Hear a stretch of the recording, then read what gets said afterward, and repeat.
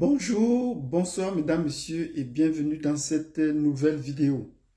De quoi est-ce que nous allons parler aujourd'hui? Nous allons faire le tour de l'actualité géopolitique en Afrique. Oui, parce que notre vidéo suivra pour l'actualité internationale. Donc pour cette première vidéo sur l'actualité, le résumé de la semaine, le résumé hebdomadaire de l'actualité géopolitique en Afrique, nous allons passer en revue un certain nombre de pays sur la base des vidéos que nous avons déjà faites, notamment en parlant du Sénégal, en parlant de l'AES, en parlant du Bénin, mais nous allons également parler de la RDC. Que se passe-t-il en RDC? Il y a des hauts et des bas, c'est cela que nous allons voir. Si c'est la première fois que vous me rencontrez, je vous souhaite la bienvenue. C'est un plaisir et c'est également une chance qu'on se rencontre. Pour notre premier contact, n'hésitez pas à nous mettre des pouces, de nombreux pouces pour cette prise de contact. Et si vous êtes abonné, c'est une bonne chose. Si vous n'êtes pas encore, abonnez-vous. Cliquez sur la notification pour voir les prochaines vidéos, surtout celles que je vous promets d'ici peu, c'est-à-dire l'actualité hebdomadaire sur le plan international, la géopolitique internationale, parce qu'à partir de demain, les choses vont changer sur le plan international. Et c'est ce que nous allons voir. Donc, voilà ce que nous allons voir tout de suite. Si vous avez déjà fait ce que je vous ai dit tantôt, c'est-à-dire nous mettre des pouces, de nombreux pouces, et vous abonner si vous n'êtes pas encore abonné et cliquez sur la cloche de notification, nous entrons dans le vif du sujet. L'actualité géopolitique en Afrique au courant de cette semaine écoulée, ça c'est le bilan hebdomadaire sur notre chaîne. De quoi est-ce qu'on a parlé? De qu'est-ce qui s'est passé et de quoi est-ce qu'on en parlait? Nous allons d'abord voir le cas du Sénégal. Oui, nous disons bravo au Sénégal. Bravo aux Sénégalais, à beaucoup de Sénégalais qui m'ont laissé des posts, qui m'ont fait des réactions sur les spéciales Sénégal que j'ai fait. Même si certains disent que je ne connais pas bien le Sénégal, c'est tout à fait normal. Parce que quand ils ne trouvent pas quelqu'un parler avec un accent du Wolof, c'est tout à fait normal qu'ils le rejettent. Donc l'actualité au Sénégal a été ponctuée, a été marquée par la réaction de Sonko au discours de Macron. Oui, la réaction de Sonko au discours de Macron. Beaucoup de gens ont applaudi cette réaction de Sonko, tout vif, tout proactif. Nous disons que bravo pour cela, pour sa réponse qui a été claire, nette. Pour cela, nous lui disons bravo, beaucoup de courage. Et c'est une rhétorique qu'on ne lui connaissait pas depuis peu. Ben, est-ce que cette réponse suffit? En répondant ici à Macron, cette réponse ne nous suffit pas, ne nous satisfait pas dans le fond. Pourquoi? Parce que entrer dans ce jeu de ping-pong avec la France ne nous fait pas avancer par rapport aux promesses qu'il avait faites avant la campagne électorale, avant de se rebiffer. Nous attendons les actions et non plus les discours. Si nous voulons entrer dans un débat avec la France, on ne s'en sortira jamais. D'abord que c'est leur langue, donc ils sont plus utilisés dans leur langue que nous. Ils vont utiliser les propos, estimant que nous ne comprenons pas bien ce que nous disons. Donc il faudrait qu'on évite d'entrer dans les débats inutiles. Ils appellent ça débat inutile avec la France et notamment avec Macron. Il y a des choses qui se passent ailleurs dans le monde. On attend que la France ou le président français réagisse. Il ne réagit pas. Il ne peut pas réagir comme ça face à la situation en Europe. Il ne peut pas réagir comme ça face à la situation en Amérique. Mais il trouve toujours le moyen de revenir sur les vieilles histoires pour essayer de nous titiller, de titiller les Africains, donner du travail aux Africains pour qu'on essaye de commenter, de travailler inutilement sur des questions inutiles. Oui, sur des questions inutiles. Nous sommes dans une phase active. Donc il faut passer à l'action, prendre des décisions qui s'imposent. Pour le cas du Sénégal, nous attendons qu'il fasse dégager, qu'il nous donne un calendrier du dégagement des soldats français au Sénégal. Oui, c'est ce que nous attendons. Ou qu'on dise, qu'on fait le point sur l'activité des entreprises françaises basées au Sénégal. Est-ce qu'ils payent effectivement leurs taxes? Oui, ils continuent à payer les impôts. Sur le sol sénégalais, ils continuent à payer les impôts en France. C'est de cela que nous attendons pour renflouer les caisses. Cette semaine, ils ont dit qu'ils ont rompu les accords avec, qu'ils ont mis fait, les accords étaient venus à terme, qu'ils ont rompu avec les accords sur la pêche au Sénégal. Ben, quelles sont les dispositions qu'ils prennent pour que désormais c'est les Sénégalais eux-mêmes qui pêchent leurs propres poissons dans les eaux territoriales? Voilà des actions que nous attendons. Acheter des avions c'est beau, mais il faut aussi penser à acheter des chalutiers, pourquoi pas des bateaux. C'est aussi un domaine dans lequel nous devons nous engouffrer. Il faudrait qu'on entre dans ce domaine-là. Parce que le droit de la mer, ce n'est pas seulement le droit de l'air, mais il y a aussi le droit de la mer qui pourrait être un tremplin pour les économies africaines. Que nous ayons nous-mêmes nos propres moyens de transport. L'essentiel de nos marchandises est transporté sur les pays africains, notamment pour ceux qui de la côte par bateau. Ce n'est pas par mer, c'est par bateau. Donc, ce n'est pas par air, c'est par bateau. Donc, il faudrait que le Sénégal, particulièrement, prenne des dispositions pour acheter des chalutiers et qui acheter des bateaux pour essayer d'approvisionner le pays à partir de ces moyens de transport.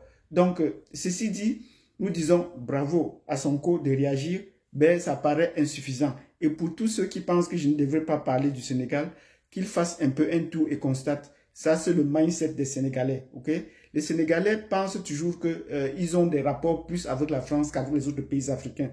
Vous n'avez pas vu jusqu'à présent un pays de l'AES, du Niger, du Burkina ou du Mali, refuser qu'on ne parle de leur pays. Donc, ils ont un esprit panafricain qui voudrait que tous ceux qui sont intéressés de parler de leur pays peuvent parler en bien ou en mal.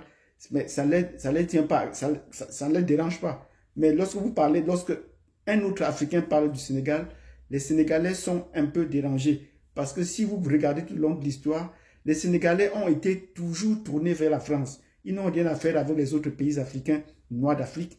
Surtout que, même s'ils ont des ambassades, ces ambassades fonctionnent à peu près comme des consulats. Et nous allons revenir sur la différence entre un consulat et une ambassade pour éclairer les gens. Ça fonctionne à peu près comme un consulat. Parce que vous n'avez pas encore vu dans les grandes écoles africaines, en Afrique du Sud-Sahara, des Sénégalais faire des études. Vous voyez des Africains, des Camerounais, des Congolais aller étudier dans les universités à Dakar, mais vous ne verrez pas les Sénégalais venir étudier dans les universités, soit en Côte d'Ivoire, soit au Cameroun, soit au Gabon ou partout ailleurs. Pourtant, il y a des grandes écoles là-bas. Parce que pour eux, le plus important, c'est de se tourner vers la France. Ils ont des grands diplômés, mais diplômés dans les écoles françaises, d'abord dans les universités françaises. Et c'est ça qui fait que le Sénégal a toujours tendance d'être refermé sur elle-même. Ni sa nourriture n'est exportée, ni sa musique, ni rien autour des pays voisins. Elle pense toujours se faire voir aux yeux de la France ou des Européens. Donc ça, ce sont des indices que je donne. Ce n'est pas nécessairement pour dire du mal des Sénégalais, du Sénégal, mais c'est pour donner c'est pour dire la réalité, c'est être factuel, donner des faits. La musique sénégalaise tient bien qu'au Sénégal et ils ne pensent pas s'en exporter. Voilà, dans les autres pays africains. Et jusque-là, ça reste une musique à peu près locale, mais qui est tournée vers la France. Ça, c'est ce que j'allais dire à propos du Sénégal. Si vous trouvez que ce que je dis n'est pas vrai, laissez-moi un commentaire, on pourra tout revenir là-dessus. Donc nous disons bravo à Sonko, mais qu'il essaie de passer aux actes. Et dans les autres pays, c'est les actes qu'on attend. Ok. Pour cela dit, nous allons voir maintenant le cas du Bénin. C'est le cas du Bénin qui a secoué l'actualité au courant de ces derniers jours avec un vrai faux coup d'État. Oui, un vrai faux coup d'État. On a annoncé un coup d'État, mais par la suite, on n'a pas trouvé l'homme fort. Et voilà où ma question, où mon analyse s'est d'abord basée, parce que j'ai attendu l'homme fort sans voir, sans chercher les autres preuves. J'attendais que l'homme fort se déclare pour qu'on dise que, ok, enfin le coup d'État est avéré, que le téléchargement est terminé de façon positive. Pourquoi cela a fait un buzz? Parce que, effectivement, bien de gens attendent qu'il y ait un coup d'État au Bénin, parce que le Bénin est en train de nous inquiéter. Au regard des relations que Patrice Talon est en train de tisser avec la France et pouvoir s'affirmer comme un bastion fort dévançant les autres pays de la France-Afrique, comme un bastion fort de la France-Afrique en Afrique, ou comme un pays qui va lutter contre les pays de l'AES, notamment contre le Niger dont il est en train de souffrir. Le Niger est en train de souffrir entre les mains du Bénin. Et pour cela, Patrice Talon, la France pourrait pousser Patrice Talon à faire un troisième mandat.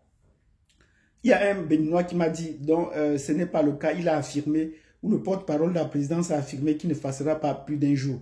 Ben, on connaît les discours généralement des présidents de la France-Afrique. Même Ouattara avait dit cela. On a vu Macky Sall, si n'eût été l'intransigeance du peuple sénégalais et l'organisation des hommes politiques, il aurait engagé un troisième mandat. Donc, ce n'est pas ce qu'ils disent qui nous intéresse.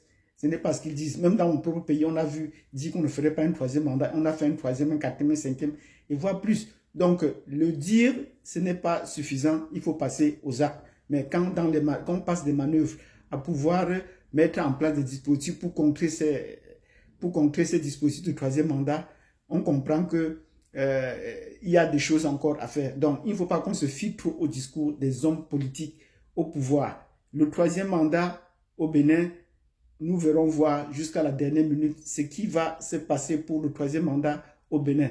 Mais déjà, nous disons à Patrice Talon, bravo, parce qu'il a pu survivre au coup d'État, mais nous espérons qu'il va faire une transition, que la transition politique, qui va laisser le pouvoir à une autre personne, on va organiser les élections bien faite. Parce que lors du deuxième mandat, ça a été truffé de beaucoup de violences. Et des violences soutenues par des mercenaires rwandais. Donc, nous disons, voilà le bémol qu'il y a eu pendant ce mandat-là. Sur le plan économique, bravo également parce que bon, le Bénin a fait une avancée économique majeure. Ben, on se disait qu'à pareil moment, il devait laisser un peu de la politique pour s'occuper plus de l'expansion économique du Bénin, où le Bénin devait être un hub économique pour les pays voisins et les pays de l'Interland, notamment ceux du Sahel. Bon, mais cela, ça a pris un coup tout récemment, en fermant le port de Cotonou au pays de l'Interland. Il y a également une perte énorme. Donc, nous allons parler également d'un autre pays qui est la RDC. Depuis peu, on ne parle plus tellement de la RDC, où il y a des négociations qu'on a tenté d'organiser à Luanda et qui n'ont pas abouti. Le président congolais a pensé qu'il ne fallait pas faire le déplacement, ou le président rwandais a pensé qu'il ne fallait pas faire le déplacement parce que les conditions n'étaient pas réunies pour un débat. Alors qu'il occupe, effectivement, il faut le dire, sur le plan géopolitique, il occupe le territoire congolais. Il pense que pour quitter le territoire congolais, il faudrait qu'on négocie. Mais nous disons que la force, nous avons longtemps dit bravo à Kagame pour l'expansion de son pays, pour l'organisation interne de son pays. Nous lui avons dit bravo. Ben, si il veut engager la guerre, le problème revient maintenant au niveau des Congolais. C'est les Congolais qui doivent prendre des dispositions pour bouter les Rwandais hors de leur territoire. Et cela passe par une fermeture des frontières. Nous avons dit, Tshisekedi a promis au peuple congolais qu'il est prêt à protéger le territoire congolais par tous les moyens. Sinon, on construit un mur tout autour du territoire congolais. Nous disons non, c'était trop dire. Ça, c'était des diatribes politiques. Construire un mur, ce n'est pas possible. Il ne peut pas. Et s'il prouve qu'il peut construire un mur tout autour de la République démocratique du Congo, mais qui commence déjà par construire un mur avec le Rwanda. Voilà. Mais jusqu'à présent, la frontière avec le Rwanda n'a jamais été fermée. Est-ce que les communications à l'intérieur du Congo sont contrôlées effectivement par les Congolais? Non. La fibre optique doit passer encore par le Rwanda pour atteindre le Congo. On trouve qu'ils n'ont pas encore pris les dispositions jusque-là. Quand on a nommé Jean-Pierre Bemba, ministre de la Défense, nous avons dit bravo à Jean-Pierre Bemba, c'est l'homme qu'il fallait, à la place qu'il fallait. Ben, avec le temps, nous sommes rendus compte qu'il s'est ramolli. Il n'a pas tenu la promesse des frères. Nous comprenons qu'il est passé par la haie et où peut-être cela l'a beaucoup ramolli. Est-ce qu'il y a encore un ministre de Défense en République démocratique du Congolais pour que les Congolais se mettent encore à pleurnicher face à la percée militaire des Rwandais ou à l'imposition de la force militaire aux Rwandais, alors qu'on a vu à une certaine époque Jean-Pierre Bemba exporter ses troupes en République centrafricaine et à faire le ménage de ce côté-là. Mais maintenant, cette fois-ci au pouvoir, il a été incapable de pouvoir radier le M23. Au point qu'aujourd'hui, dans le gouvernement du Congo, c'est plutôt le ministre de la Justice qui fait parler de lui, à qui nous disons bravo au ministre de la Justice. On le voit au four et au moulin, même sur le plan international, remettre des mémorandums à l'ambassade de France, bouger assis par là, mobiliser la population pour établir la justice et la paix. Parce que également, la paix avec le Rwanda passe également par la paix au niveau intérieur pour essayer de traquer tous les malfrats. Et effectivement, c'est ce que le ministre de la Défense et Justice au Congo est en train de faire. Si vous connaissez son nom, n'hésitez pas à nous mettre son nom là-dessous pour essayer d'éclairer les autres. Mettez-nous le nom du ministre de la Justice en but démocratique du Congo à qui nous disons bravo pour son discours. Il se fait remarquer physiquement déjà par sa chevelure qui ne coupe pas. Nous disons bravo, ça c'est un signe d'une africanité vraie. Donc, nous allons arrêter là pour le tour de l'actualité internationale de ces pays que nous avons visités. Nous réservons le gros morceau de la semaine. Nous voulons le gros morceau de l'AES pour la semaine pour que la vidéo ne soit pas assez longue. Donc, si vous avez apprécié ce tour de l'actualité, n'hésitez pas à nous mettre des pouces, de nombreux pouces. Et surtout, cliquez sur la codification pour voir la prochaine vidéo sur l'actualité au niveau international. Parce qu'à partir de demain, 20 janvier, les choses vont bouger, les choses vont changer sur le plan international. Et ne soyez pas en reste. Nous suivrons tout cela pour vous. Nous vous souhaitons un excellent week-end, fin de semaine. Et bon début de semaine pour tous ceux qui vont reprendre le travail lundi. Et on se dit à tantôt. N'oubliez pas donc de nous mettre des pouces et surtout de vous abonner et de nous laisser un commentaire pour ce que vous souhaiterez qu'on essaie d'approfondir. Merci, à tantôt.